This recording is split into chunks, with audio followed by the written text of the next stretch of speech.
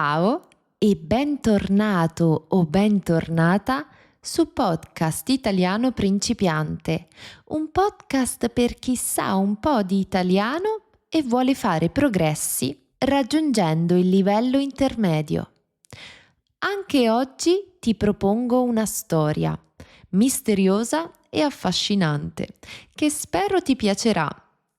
Come sempre, prima di incominciare, ti ricordo che troverai la trascrizione con il glossario sul nostro sito podcastitaliano.com. Queste risorse ti aiuteranno a capire perfettamente ogni parte di questa storia, ogni parola e costruzione che magari non conosci. Il link è nelle note di questo episodio, quindi vai a dare un'occhiata. Iniziamo, buon ascolto. 3 sorelle adulte, Marta, la sorella maggiore, sveglia e razionale, Livia, ambiziosa e sarcastica, e Nina, la sorella minore, dolce e sognatrice, non si vedono né si parlano da quasi un anno.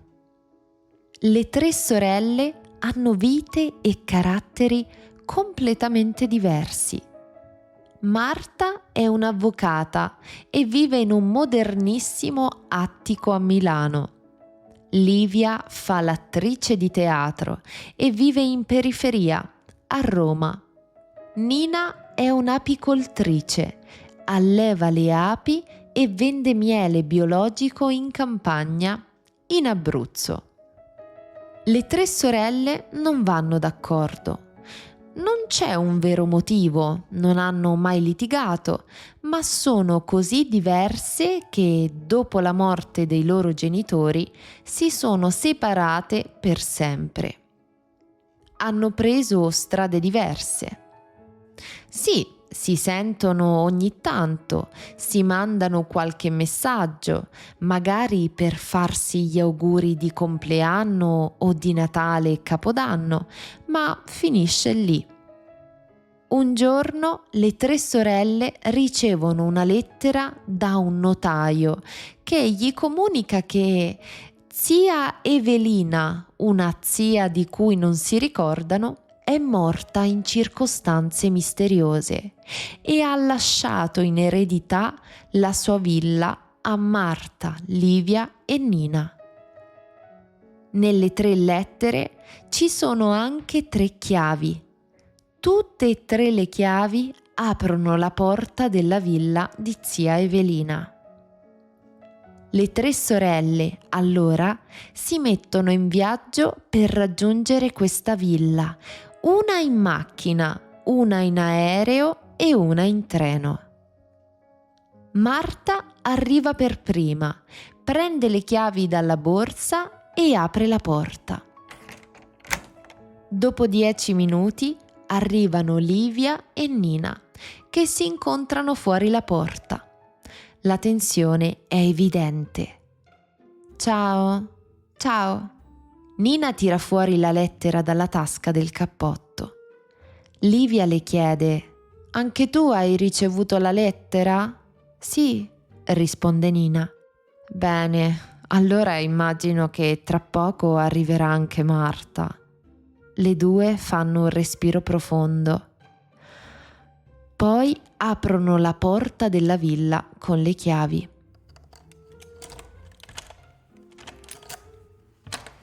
Quando entrano, trovano le luci accese. Marta le guarda dalle scale. «Sono arrivata prima di voi. Nell'attesa mi sono preparata un drink. Ne volete uno?» «La solita alcolizzata», dice Livia. «Che hai detto, scusa?» risponde Marta. «Dai, non cominciate. Probabilmente zia Evelina ha lasciato questa villa a tutte e 3, vero?» «Sembra proprio di sì», risponde Marta. «Ma chi è questa zia Evelina?» chiede Livia. «Sinceramente non lo so, non me la ricordo», dice Nina, dispiaciuta. Le 3 sorelle si guardano intorno, La casa è chiusa da anni, è polverosa, ma il lusso è ancora evidente. I soffitti sono alti, i lampadari di cristallo, i mobili antichi e in legno pregiato, i quadri d'autore sono originali e raffinati, i tappeti sono persiani, i divani in velluto bordeaux e i pavimenti in marmo.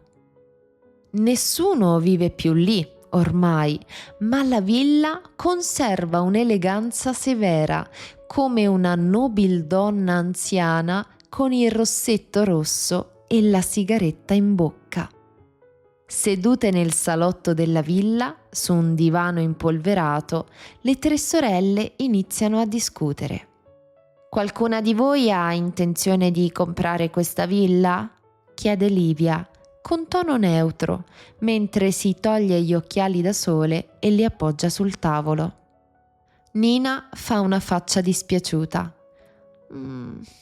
È grande, troppo difficile da pulire e troppo costosa da ristrutturare. Io non sono interessata».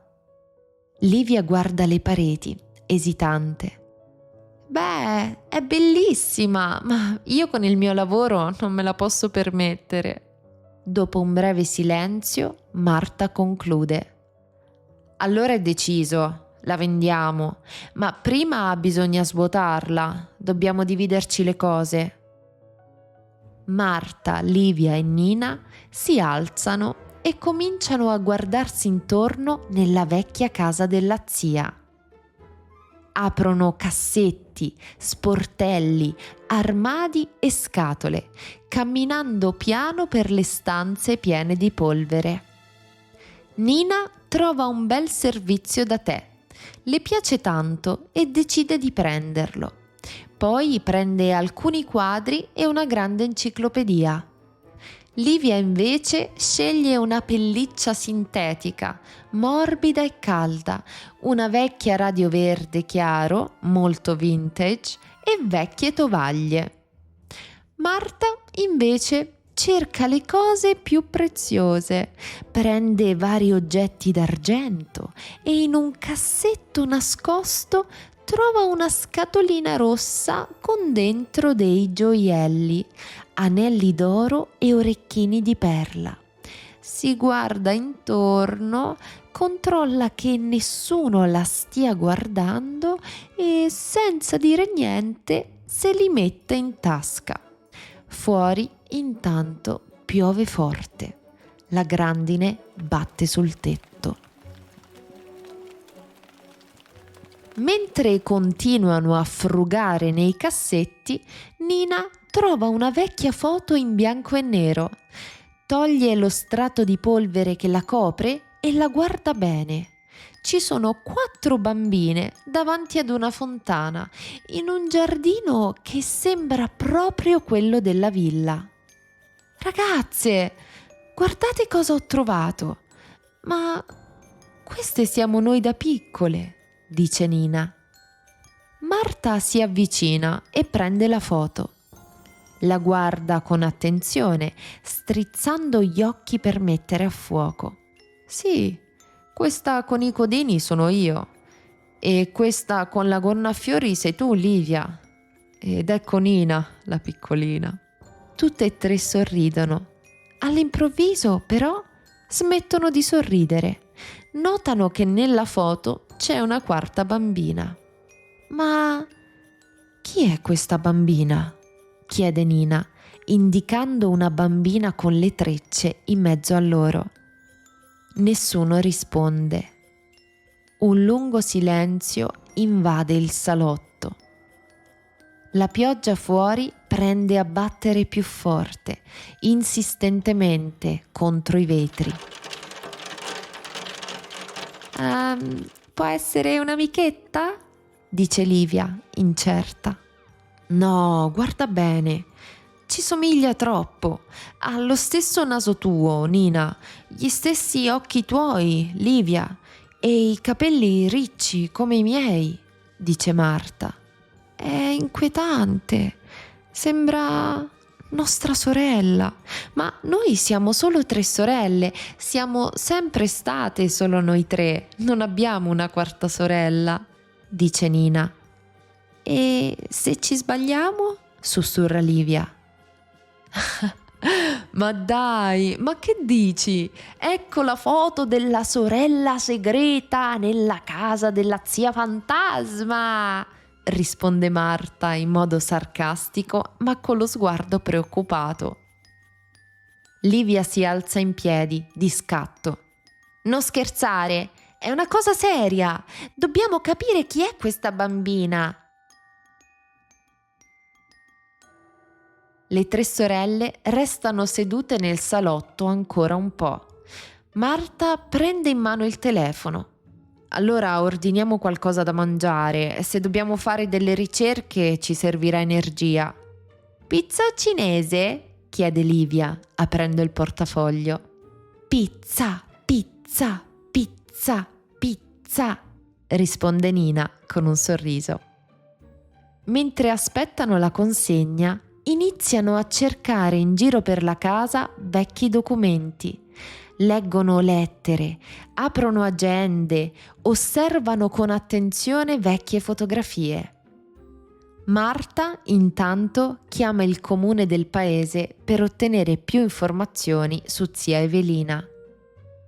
Inizialmente la linea è occupata, ma alla fine riesce a parlare con un'impiegata gentile che conferma che Evelina aveva una figlia, Vera. Marta parla con l'impiegata per mezz'ora e scopre tante informazioni interessanti. Vera è la bambina della foto. È nostra cugina, la figlia di Evelina, dice Marta alle 2 sorelle. Ma com'è possibile che non ce la ricordiamo? Chiede Nina, confusa. Beh, nostra madre e zia Evelina si odiavano, dice Livia, sfogliando delle lettere trovate in un cassetto del salotto. Sentite qui. Livia legge ad alta voce una lettera scritta da Evelina, indirizzata a sua figlia Vera. Cara Vera, ti ho offerto tutto quello che possiedo, una casa, oggetti preziosi, soldi. So che per te tutto questo non ha valore. Tu non vuoi i miei soldi, né il lusso, né la ricchezza. Vuoi qualcosa che non ho mai saputo darti? Amore, vicinanza e affetto. Non ti biasimo per questo, anzi ti ammiro, ma devi sapere che nella mia vita non sono mai riuscita a costruire legami forti e duraturi e allora ho cercato stabilità altrove, in un altro posto, in ciò che potevo controllare, il denaro, la proprietà, gli oggetti. So che sei delusa e mi dispiace, ma sto cercando, a modo mio, di riavvicinarmi a te. Sto preparando il mio testamento per quando non ci sarò più. So che non vuoi nulla da me, ma io devo comunque scegliere a chi lasciare ciò che ho. Se tu non lo accetterai, darò tutta la mia eredità alle figlie di mia sorella.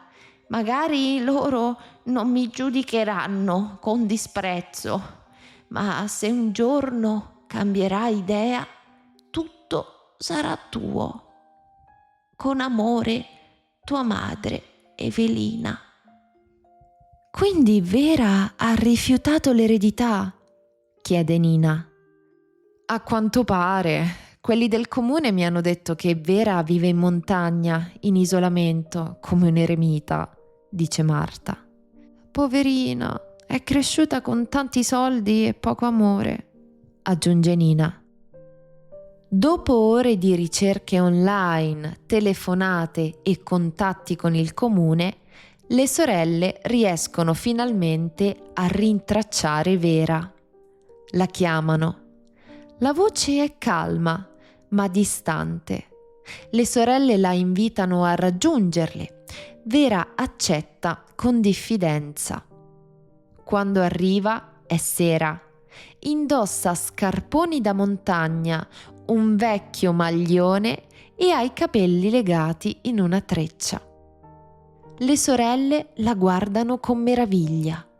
È come guardarsi allo specchio. Si siedono a tavola, parlano, raccontano, ridono. Vera è timida, ma si apre piano piano. Le sorelle le propongono di dividere tutta l'eredità in 4 parti. Io non voglio nulla, dice Vera con fermezza. Non voglio niente di questa casa, né di mia madre. Ma quando inizia a girare per la casa, qualcosa cambia. Cammina tra le stanze e ogni oggetto sembra parlarle. Si ferma davanti al vecchio pianoforte, apre un cassetto e tira fuori una cartolina che aveva scritto da bambina. Gli occhi le si riempiono di lacrime. Quanti ricordi, dice. Le 3 sorelle, senza esitare, la abbracciano. Vera, questa è casa tua, dice Marta. È vero, Vera! Vieni a vivere qui, noi verremo a trovarti, aggiunge Livia. Vera ci riflette, poi sorride. Mi piacerebbe vivere qui, magari voi potete aiutarmi. Io posso prendere la casa e voi potete prendere tutti gli oggetti preziosi e costosi che sono qui. Per noi va bene, esclama Marta. Marta, sei sempre la solita, dice Livia, dandole una gomitata. Vera insiste e inizia a preparare bustoni con oro, argento, gioielli e opere d'arte per le cugine. Nei giorni successivi le 4 puliscono e sistemano la villa insieme, riaprono le finestre, riordinano le stanze, lavano asciugamani e lenzuola. In un paio di giorni Vera si trasferisce definitivamente nella villa. La sera prima della partenza delle 3 sorelle, Vera, Livia, Nina e Marta si scattano una foto nel giardino, davanti alla fontana. Una foto a colori. 4 donne, come in quella vecchia foto in bianco e nero. Poi si salutano. Fuori, prima di salire in macchina, Marta si ferma un attimo. Guarda la casa e le sorelle. Non facciamo la fine di nostra madre e zia Evelina, vi prego. Loro erano così diverse che hanno deciso di perdere i contatti. E così noi siamo cresciute senza ricordare di avere una zia e una cugina. Facciamo un patto, dice Nina. Torniamo qui almeno 3 volte all'anno per stare tutte e 4 insieme e aggiornarci sulle nostre vite. Sì, anche se piove, grandina o nevica. Anche se saremo vecchie e piene di rughe, dice Marta sorridendo. Marta, Livia e Nina scoppiano a ridere e si abbracciano, a lungo, prima di prendere 3 strade diverse.